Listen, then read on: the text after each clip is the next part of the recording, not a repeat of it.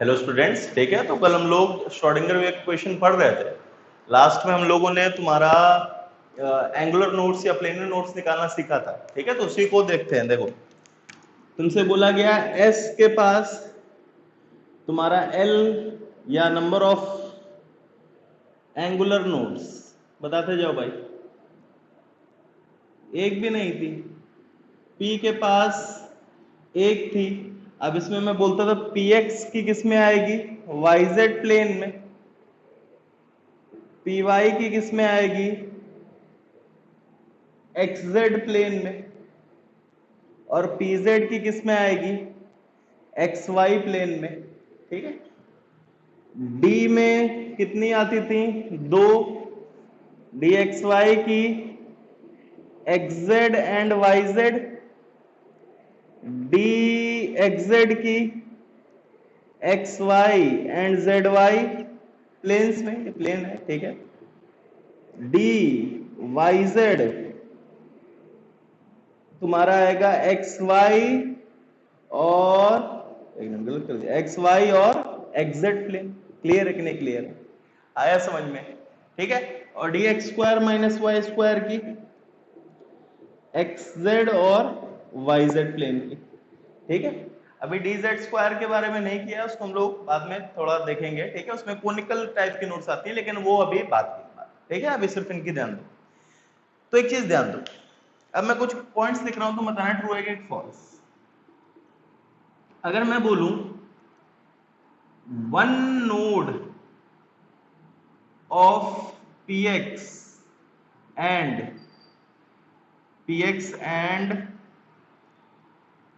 dxy lies in same plane,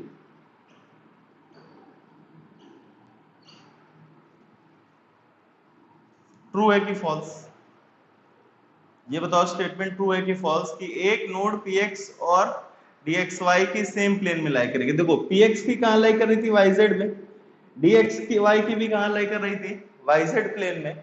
तो इनकी एक नोड सेम प्लेन में लाई कर रही, तो स्टेटमेंट क्या है, तुमसे बोला जाए one node of dxy and dxz lie in same plane, true की फॉल्स? देखो,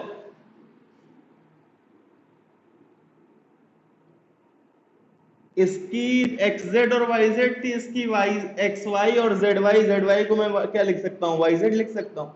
तो ये सेम आ गई, तो ये स्टेटमेंट भी क्या है, ट्रू है। अब ये जो थर्ड स्टेटमेंट है, ध्यान रखना, वन या dxy एंड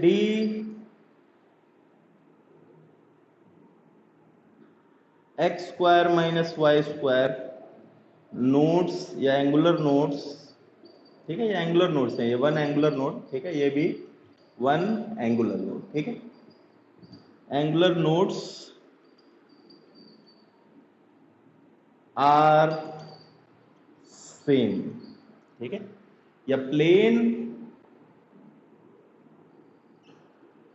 ठीक है। तुमसे क्या बोला गया है कि जो dxy और dx square minus Y square की प्लेनर नोट्स हैं, जो प्लेन में एंगुलर नोट्स लाई कर रहे हैं, वो सेम है। तो देखो, dxy के xz yz, इसकी भी xz और yz, तुम क्या बोल दोगे, ये स्टेटमेंट क्या है, ट्रू है। लेकिन वहीं तुम्हारा आंसर टप से गलत हो जाएगा। क्यों, ध्यान दो।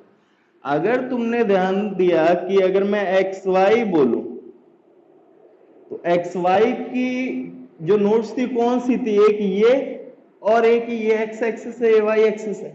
तो एक ये वाली, ये देखो ऐसे, तो इस प्लेन को मैं ऐसे लिख सकता हूं कि नहीं लिख सकता हूं, ये जो प्लेन आएगा, ये जो मैं ऐसे प्लेन बना रहा हूं, देखो मैं थोड़ा सा ऐसे बना के रख दे रहा हूं, ये जो प्लेन आ रहा है, इसको मैं लिख सकता हूं, this is Y is equals to 0 रहेगा हमेशा इसका। क्लियर है, थोड़ा मैथमेटिकल, ठीक है। और एक नोड, मैं दूसरी नोड बना रहा हूं इसकी, देखो ध्यान से, इसकी एक दूसरी जो प्लेन नोड थी, वो ये वाला प्लेन, ये वाला प्लेन थोड़ा मैं इधर बनाता हूं, ये। तो इसके लिए x इज इक्वल्स टू 0। एक बार d x square minus Y square की ध्यान दें, dx² माइनस y² की जो नोट लाई कर रही है वो कैसे लाई कर रही है, ऐसे लाई करेगी, देखो ऐसे, ये वाला, ये मैं काट रहा हूं इसको यहां से और यहां से काटूंगा। अगर मैं x इज इक्वल्स टू 0 पे रखूंगा तो क्या नोट लाई करेगी, यहां तो तुम्हारा ऑर्बिटल आ रहा है, मतलब इलेक्ट्रॉन डेंसिटी आ रही है, मतलब नोट नहीं है।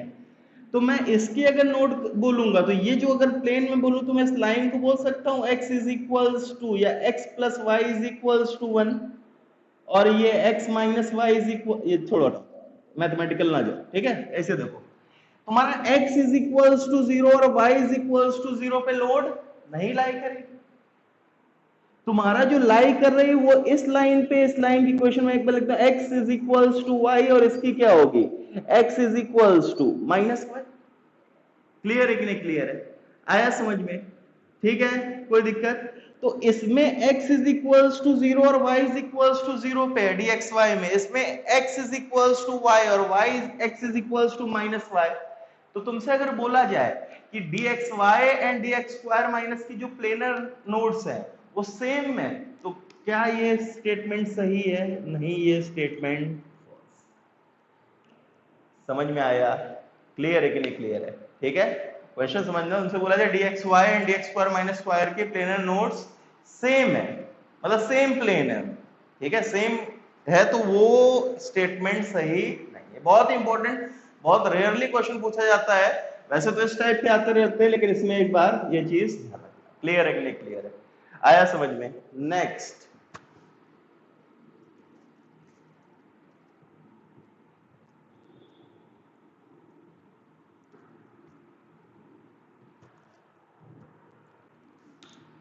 ठीक है। अब मैं एक चीज पॉइंट लिखता हूं, s orbital is non directional while other orbitals are directional, ठीक है।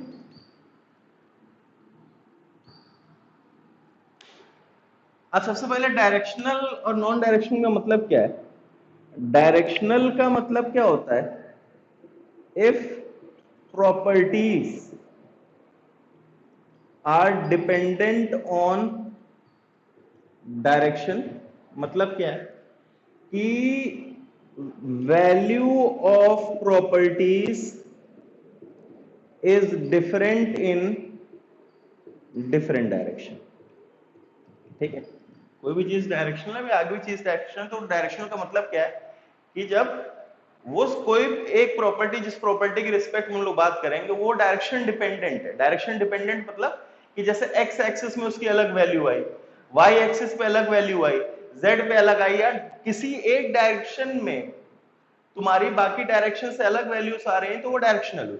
लेकिन अगर हर एक डायरेक्शन में तुम्हारी सेम वैल्यू आएगी तो इट इज नॉन डायरेक्शनल, ठीक है। मतलब वो डायरेक्शन डिपेंडेंट नहीं, हर एक नॉन डायरेक्शनल का मतलब, नॉन डायरेक्शनल का मतलब क्या होगा, नॉन डायरेक्शनल का मतलब है value of property is direction independent. Independent मतलब same value in all directions, ठीक है। तो एक चीज ध्यान दो, एस अगर बोला जाए, एस क्या होता है, स्पेरिकल होता है, मैंने तो इसमें सर्कल बनाया। तो एक बार इस ओरिजिन से देखो, मैं ये एक स्फीयर है, जैसे मान लो ये एक स्फीयर है, ठीक है, ये एक स्फीयर, बीच में ओरिजिन है, इससे एक्स एक्सिस पे गए, मान लो 1 यूनिट, ये 1 यूनिट में ऐसे रैंडम एक यूनिट ले रहा हूं, 1 सेंटीमीटर। 1 सेंटीमीटर तो बहुत बड़ा हो जाएगा, लेकिन ध्यान के लिए देखो 1 यूनिट बहुत छोटा। एक बार y एक्सिस पे 1 यूनिट गए और एक बार इधर z एक्सिस पे 1 यूनिट आओ। सिमिलरली माइनस x में 1 यूनिट चले जाओ, माइनस y में 1 यूनिट चले जाओ, और माइनस z पे 1 यूनिट चले जाओ। तुमसे बोला जाए अगर एक स्फीयर है तो प्रोबेबिलिटी ऑफ फाइंडिंग इलेक्ट्रॉन, अगर तुम 1 यूनिट किसी भी डायरेक्शन में जा रहे हो तो प्रोबेबिलिटी ऑफ फाइंडिंग इलेक्ट्रॉन अलग अलग आएगी कि सेम आएगी। तुम स्फीयर के बीच से इधर उधर चलो तो हर एक डायरेक्शन में same probability of finding electron आएगी। तो मतलब इसलिए क्या बोला जाता है, एस ऑर्बिटल क्या होता है, नॉन डायरेक्शनल। हर एक डायरेक्शन में प्रॉपर्टीज की value same, hence it is non direction. ठीक है, आया समझ में? मैंने एक प्रॉपर्टी तुमने जो पढ़ रखी, प्रोबेबिलिटी ऑफ फाइंडिंग इलेक्ट्रॉन। लेकिन अगर मान लो p ऑर्बिटल बना दिया, जैसे मैंने px बना दिया, px ऑर्बिटल मैंने बनाया, इसमें मैंने एक यूनिट x में गया और एक यूनिट y में गया, तो x में तो प्रोबेबिलिटी ऑफ फाइंडिंग इलेक्ट्रॉन मिल रहा है, लेकिन y में प्रोबेबिलिटी ऑफ फाइंडिंग इलेक्ट्रॉन नहीं मिल रहा है। तो इस केस में मैं क्या बोलूंगा, x डायरेक्शन में probability of finding electron y direction से अलग है, मतलब probability of finding electron is direction dependent, मतलब अलग अलग डायरेक्शन में अलग अलग वैल्यूज आ रही हैं। तो इसीलिए बाकी सारे ऑर्बिटल्स क्या होते हैं, non directional. s orbital is बाकी सारे ऑर्बिटल्स क्या होते हैं, directional. s orbital is non directional because it is spherical. Spherical होता है इसलिए वो क्या होता है, नॉन डायरेक्शनल। क्लियर है, आया समझ में? और इसी बेसिस पे हम लोग लास्ट पार्ट है, ठीक है, ये भी तुम्हारा एक इंपॉर्टेंट पार्ट है। ठीक है, ये पॉइंट्स स्टार मार्क कर दे रहा हूं मैं। ठीक है, इससे पहले आज जो भी पॉइंट्स बताए हैं वो स्टार मार्क करके लिखना, वो तुम्हें ध्यान रखना है। ठीक है, अब ग्राफ्स बनाने के लिए सबसे पहले मैं ग्राफ बनाऊंगा तुम्हारा R are versus R, R R, या फिर मैं इसको ऐसे भी लिख सकता हूं साई आर वर्सेस आर। मतलब क्या है, आर आर क्या आता है, आर आर और साई आर का मतलब क्या है, रेडियल फंक्शन। समझ में आया, रेडियल फंक्शन वर्सेस आर क्या है, डिस्टेंस फ्रॉम न्यूक्लियस। समझ में आया, क्लियर है? ठीक है, तो देखो मैं तुम्हारा एक क्वेश्चन दे रहा हूं तुम्हारा, जैसे मान लो सबसे पहले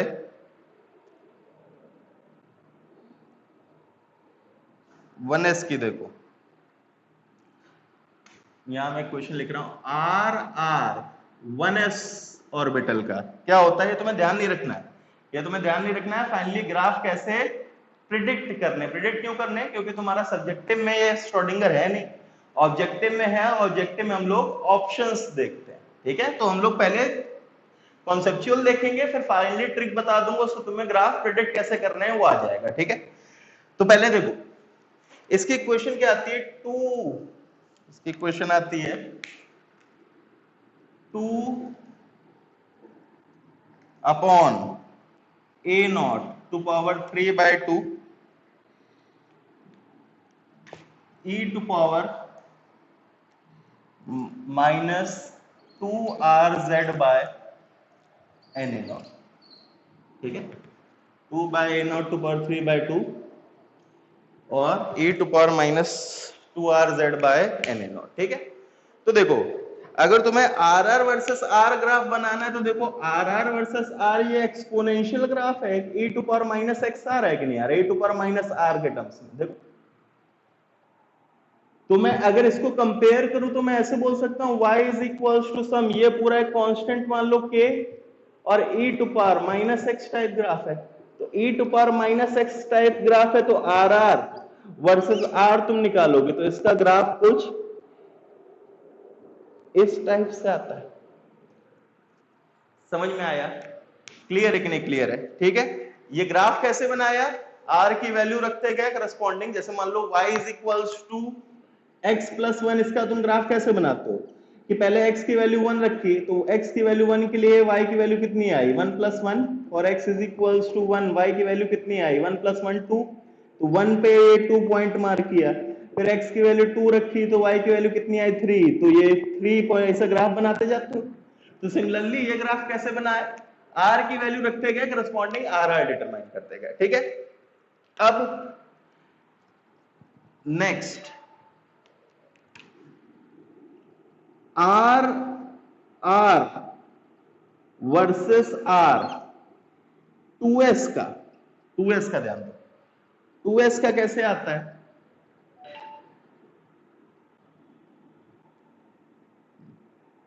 ठीक है, are are versus R 2s का कैसे आता है, लाइक दिस।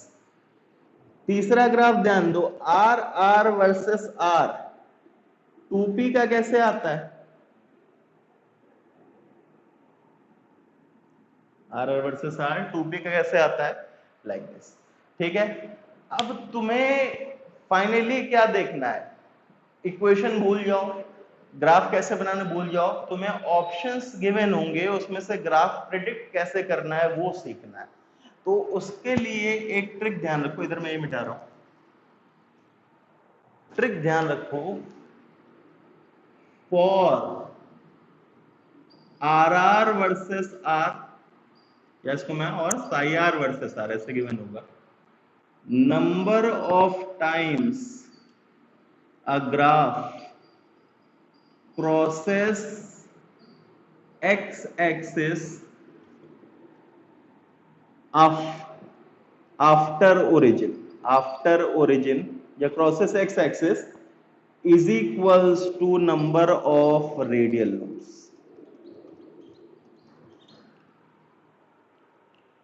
मतलब ध्यान दो, 1s का ग्राफ ये बनाया था, 1s की रेडियल नोड्स निकालो, हम लोगों ने फॉर्मूला कल सीखा था रेडियल नोड्स निकालने का, formula n minus l minus 1, n minus l minus 1 किया तो ये 0 आया, तो ये एक भी बार x एक्स को क्रॉस नहीं करेगा, मतलब ये x एक्सिस है, x एक्सिस के नीचे नहीं जाएगा। इसमें निकाला ये 2s का ग्राफ है, रेडियल नोड्स निकाला, रेडियल नोड्स कितनी आई, is equals to 2 minus 0 minus 1 कितनी आई, 1, एक आया, तो ये ग्राफ एक बार x एक्सिस को क्रॉस किया।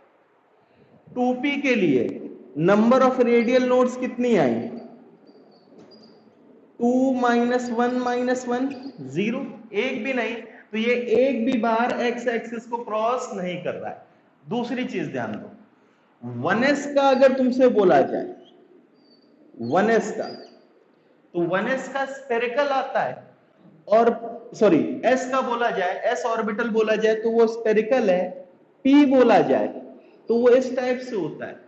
एक चीज ध्यान दो, न्यूक्लियस पे यहां पे तुम्हारा कोई भी इलेक्ट्रॉन डेंसिटी नहीं होती p में, लेकिन इस केस में ये जो न्यूक्लियस है सेंटर, यहां पे इलेक्ट्रॉन डेंसिटी होती है स्फेरिकल पे। बोल सकते हैं नहीं बोल सकते, घेरता इस टाइप से आता है, ठीक है, न्यूक्लियस के चारों तरफ तुम्हारी इलेक्ट्रॉन डेंसिटी है, लेकिन p में नहीं है, इसीलिए s का जो ग्राफ है वो 0, जो ओरिजिन पॉइंट है वो ऊपर से स्टार्ट होगा, और p का जो ग्राफ है वो कहां से स्टार्ट होगा, 0 से। दो पॉइंट ध्यान रखना है, पहला number of times a graph crosses x axis is equals to number of radial nodes, दूसरा s में ओरिजिन पे ग्राफ आ रहा है, मतलब शेप ऑफ ऑर्बिटल आ रहा है, मतलब इलेक्ट्रॉन डेंसिटी आ रही है न्यूक्लियस के आसपास, तो 0 पे तुम्हारा ये ऊपर से स्टार्ट होगा, लेकिन p में तुम्हारा यहाँ पे कोई भी इलेक्ट्रॉन डेंसिटी नहीं है, तो यहाँ पे तुम्हारा जो ग्राफ है दैट विल स्टार्ट फ्रॉम 0, ठीक है। ये दो पॉइंट्स ध्यान रखते हैं और सारे क्वेश्चन हो जाएंगे, ठीक है। तो जैसे इसको कॉपी करो, इसके बाद ध्यान दो, जैसे अगर मान लो तुमसे बोल दे गया 3p का ग्राफ, मैं 4 ऑप्शन दे रहा हूं, तुम्हें प्रिडिक्ट करना है, ठीक है, साई आर वर्सेस आर, मैं 4 ऑप्शन दे रहा हूं, 1 b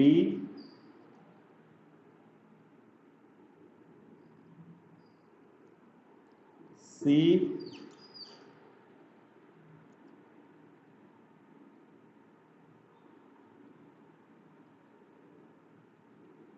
और डी,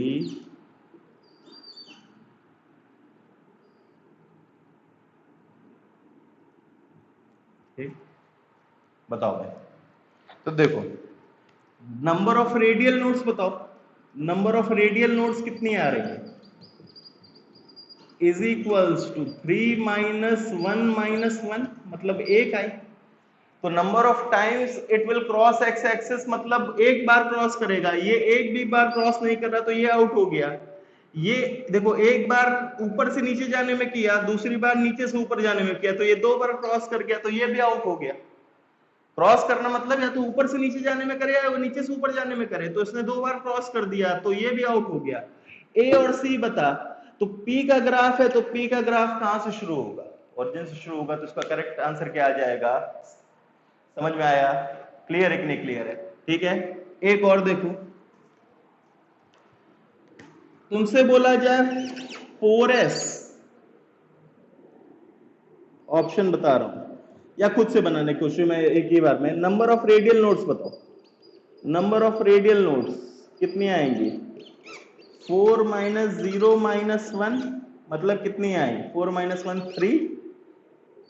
तो साई आर वर्सेस आर में ग्राफ बनाऊंगा तो पहली बात है एस है तो ऊपर से शुरू होगा, ऊपर से शुरू होगा और कितने टाइम क्रॉस करेगा? 3 बार, 1 2 3। समझ में आया? एक बार क्रॉस किया, 2 बार क्रॉस किया, 3 बार क्रॉस किया। समझ में आया? क्लियर है कि नहीं क्लियर है? नोट करो इसको। अब नेक्स्ट जो ग्राफ आता है सेकंड टाइप, ये तुम्हारा आता है R square R versus R या फिर psi square R versus are.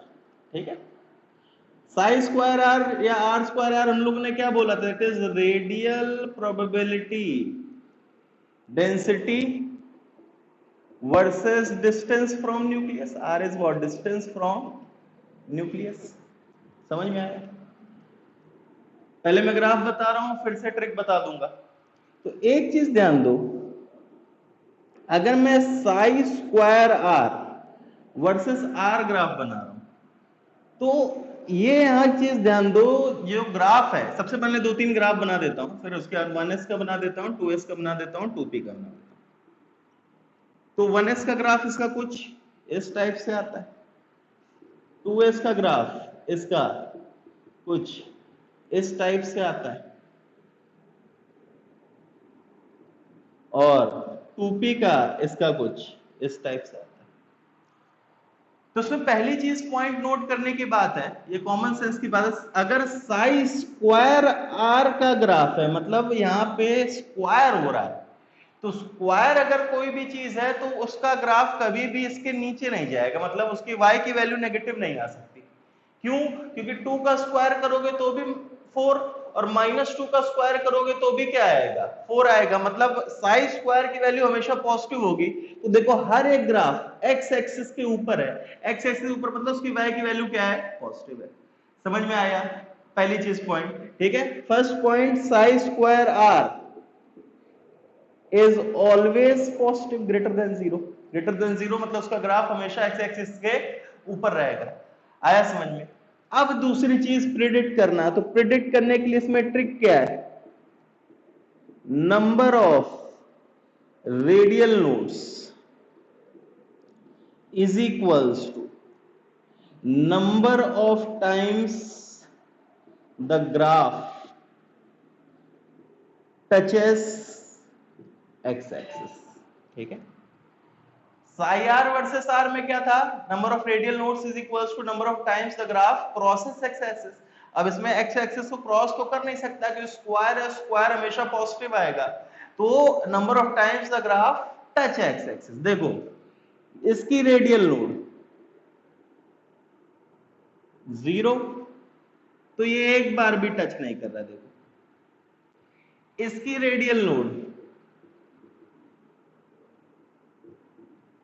1 तो ये एक बार यहां आके टच किया। क्लियर है? ये इनफाइनाइट पे चला जा रहा है, यहां टच नहीं कर रहा, यहां पे एक बार आके टच किया। इसमें रेडियल नोड कितनी आई? 2 माइनस 1 माइनस 1 0। तो ये एक बार, देखो ओरिजिन नहीं कंसिडर करोगे, ओरिजिन नहीं कंसिडर करना है। क्यों? क्योंकि ओरिजिन पे तुम्हें बताया था एस का ऊपर से पी का ओरिजिन से। ठीक है, तो मैं इसमें लिख दो number of graph touch the x axis after origin. ये ठीक है, चलो और करेक्ट में कर देता हूं, आफ्टर ओरिजिन कितनी बार टच करेगा? तो आफ्टर ओरिजिन ये एक बार भी टच नहीं कर रहा है। क्लियर है? चलो इसी बेसिस पे अगर मैं बोलता हूं, तुमसे बोला जाए कि भाई 3s का बनाओ, 3s का बनाने के लिए मैंने क्या बोला? Psi square R versus R, radial nodes निकाली, रेडियल नोड्स निकाली तो कितनी? 3 माइनस 0 माइनस 1 कितनी आई? 2 आई। 2 आई। एस का ग्राफ है तो ऊपर से स्टार्ट होगा, ऊपर से स्टार्ट होगा, एक बार टच किया, 2 बार टच किया। समझ में आया? क्लियर है? आया समझ में? ठीक है, फिर इसके बाद चलो एक मैं यहां क्वेश्चन दे दे रहा हूं, अगर तुमसे बोला जाए 3p, मैं ऑप्शंस दे रहा हूं, ग्राफ बताओ, साई स्क्वायर वर्सेस आर कौन सा होगा?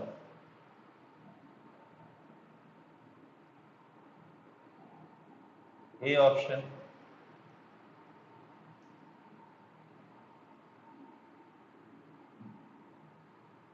B option,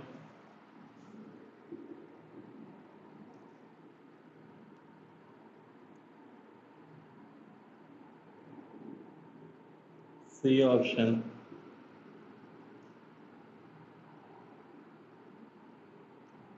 D option. बताओ भाई,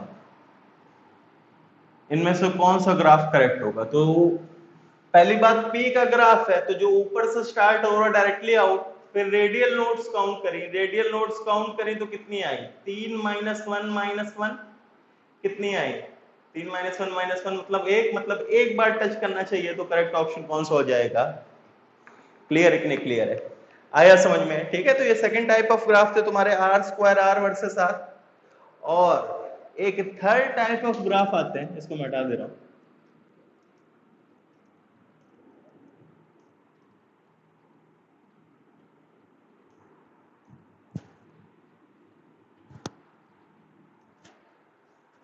थर्ड टाइप ऑफ ग्राफ जो तुम्हारा आता है that is R square R 4 pi R square D R versus R.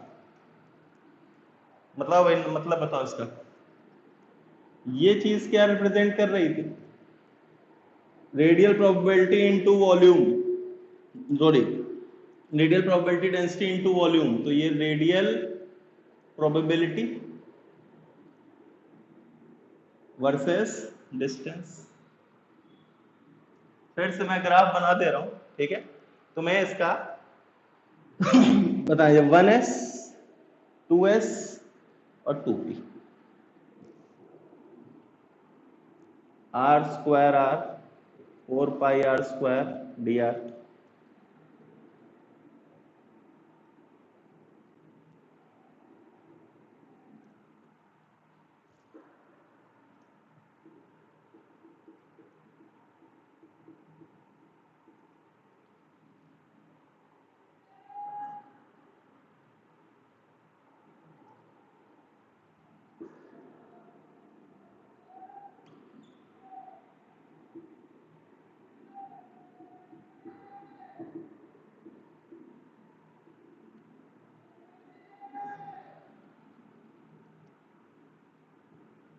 ठीक है, अब एक चीज ध्यान दो, इसमें एक जो नई चीज आई है वो क्या आई है कि इस केस में जो s का ग्राफ है वो भी किससे स्टार्ट हो रहा है? p का तो पहले भी ओरिजिन से स्टार्ट हो रहा था, लेकिन इस केस में s का भी किससे स्टार्ट हो रहा है? ओरिजिन से। तो इसमें एक चीज ध्यान दो, ऑल ग्राफ सबसे first point start from origin. ठीक है, क्यों हो रहा है हम लोग बाद में, मैथमेटिकल इसका डेरिवेशन होता है, बाद में कर लेंगे।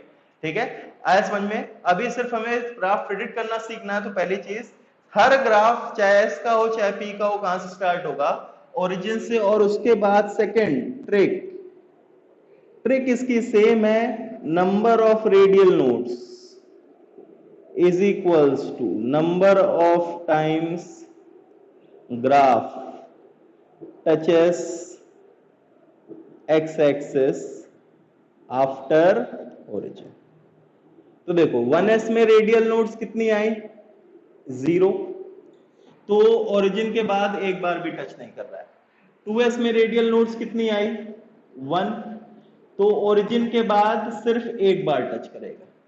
2p में रेडियल नोड्स कितनी आई?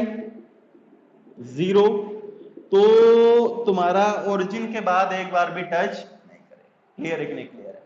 आया समझ में? कोई दिक्कत? ठीक है, पहला पॉइंट, इस केस में हर ग्राफ ओरिजिन से स्टार्ट होगा। ठीक है, दूसरी चीज ट्रिक फाइंड करने की, नंबर ऑफ रेडियल नोड्स जो तुम्हारी psi square R versus R की थी, वो ट्रिक क्या है? क्लियर है कि नहीं क्लियर है? तो ये 3 डिफरेंट टाइप के ग्राफ्स तुम्हारे आ जाते हैं क्वेश्चन में कि ऑप्शन वो सिंपल सिर्फ और सिर्फ ऑब्जेक्टिव में, सब्जेक्टिव में श्रोडिंगर नहीं है, सिर्फ और सिर्फ ऑब्जेक्टिव में आएंगे। वो भी हाई लेवल पे तुमसे अच्छा क्वेश्चन पूछा जाता है, यही अच्छे क्वेश्चन होते हैं, ज्यादा कुछ नहीं, अच्छा क्वेश्चन है, यही टाइप के अच्छे क्वेश्चन है। ठीक है, तो ये तुम्हें ग्राफ्स को ट्रिक से बनाना आना चाहिए। क्लियर है? ठीक है, तो ये तुम्हारा ग्राफ्स वाला पार्ट था। अब एक लास्ट एक टाइप के क्वेश्चन और कर लो। जैसे अगर मान लो तुमसे बोल दिया जाए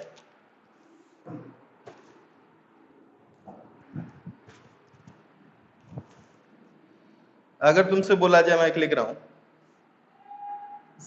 साई आर 2s के लिए इक्वेशन गिवन है 1/2√2 a naught to power 3/2 2 minus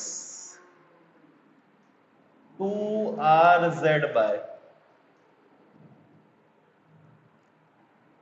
a naught 2/rz by a naught e to power minus 2rz by A to power minus rz by a naught. ठीक है, ये तुम्हारी इक्वेशन गिवन है, तुम्हें याद नहीं रखनी है, क्वेश्चन में गिवन है। ठीक है, तुमसे पूछा गया find the r at which radial node appears। तुम्हें बोला गया ऐसा वो बताओ जहां पे तुम्हारी रेडियल नोड अपीयर। ठीक है, आया समझ में? तो एक चीज ध्यान दो, रेडियल नोड अपीयर कब होगी? मैं बोल सकता हूं कोई भी रेडियल नोड अपीयर होती है, कहां होती है? Radial node appears, radial node होता क्या? पहली बात, रेडियल नोड वो जहां पे रेडियल प्रोबेबिलिटी डेंसिटी क्या हो, 0। Radial appears at point where radial probability density is 0।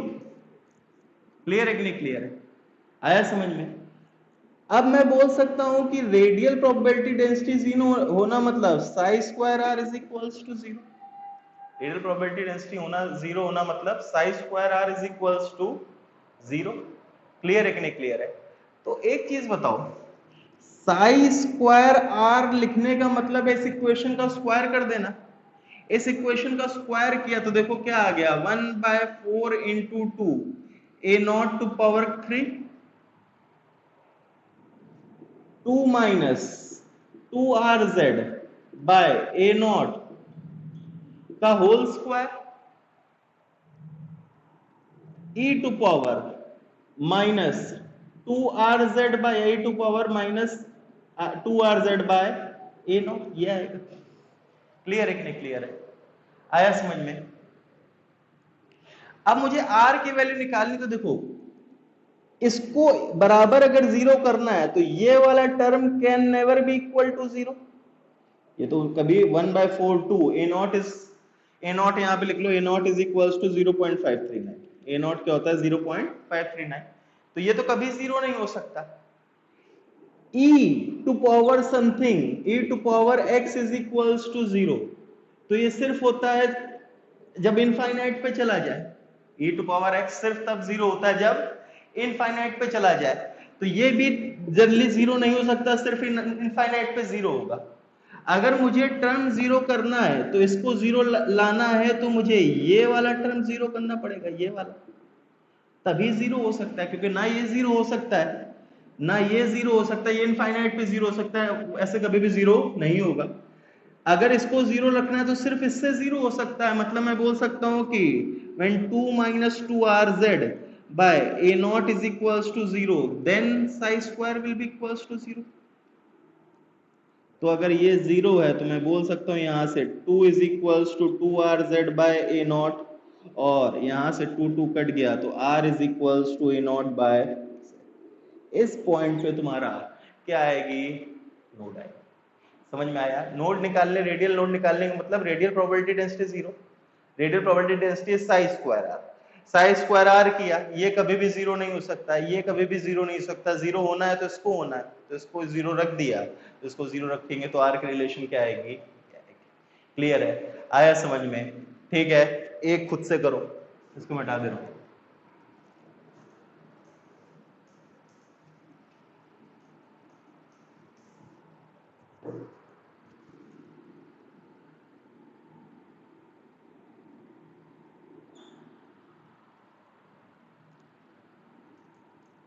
Are are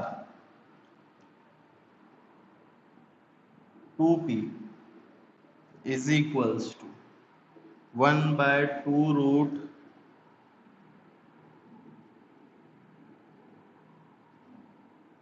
a naught power a naught, sorry 2 root, या तो इसको लिखो r1s is equals to 2 by a naught to power 3/2 e to power minus rz by a naught।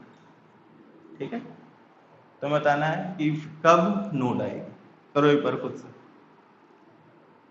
Are या psi R लिखा है, psi are या are लिखा है, मतलब सेम चीज। बताओ। तो मुझे जीरो करना है, मतलब psi square R is equal to, कर लो फिर इसके बाद। मतलब मैंने किया psi square R is equals to 0, मतलब 4/a0 cube e to power minus 2rz by a0। ये कभी भी जीरो नहीं हो सकता, ये भी कभी जीरो नहीं हो सकता, तो इसकी कोई भी पॉइंट पे तुम्हारा प्रोबेबिलिटी जीरो नहीं होगी, और होनी भी नहीं चाहिए, क्योंकि 1s की कोई भी रेडियल नोड नहीं आती है। 1s की नंबर ऑफ रेडियल नोड्स निकाल के देखो कितनी आती है, जीरो होती है। तो ना ये जीरो है ना ये जीरो हो सकता है, तो ऐसा कोई भी आर नहीं है। इनफाइनाइट है, इनफाइनाइट है, इनफाइनाइट अगर वो रखा है तो कोई दिक्कत है, इनफाइनाइट तो ले ही सकते हो, इनफाइनाइट पे ये जीरो हो जाएगा। लेकिन इनफाइनाइट के अलावा ऐसा कोई भी आर नहीं जहाँ पे इसकी रेडियल नोड आए, इसीलिए 1s की कोई भी रेडियल नोड। ठीक है, तो ये तुम्हारे डिफरेंट टाइप्स ऑफ क्वेश्चन थे श्रोडिंगर वेव क्वेश्चन को, इसको ध्यान से करो, और यहाँ तुम्हारा चैप्टर खत्म होता है। ठीक है, आया समझ में, पूरा इसके अच्छे क्वेश्चंस लगाओ। ठीक है, थैंक यू।